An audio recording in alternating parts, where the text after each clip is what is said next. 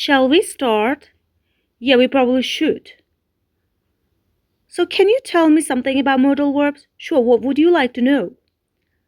I must know everything about them. That might take a long time. You will help me though, right? Of course, even though it may be challenging.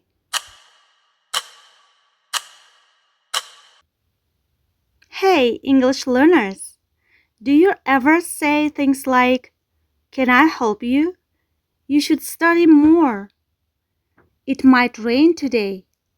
Guess what? These small words are modals, and they are super useful. They help you ask nicely, give advice, and talk about what might happen. Ready to boost your English power? Let's dive in. So, what are modal verbs? They are helping verbs that show possibility, permission, advice, obligation, and ability. Examples: can, could, may, might, must, shall, should, will, and would.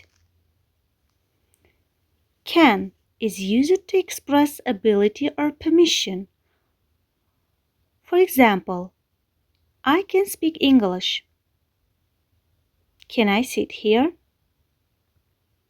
Could is used to express polite request or past ability. For example, she could sing well at 5. Could you open the window?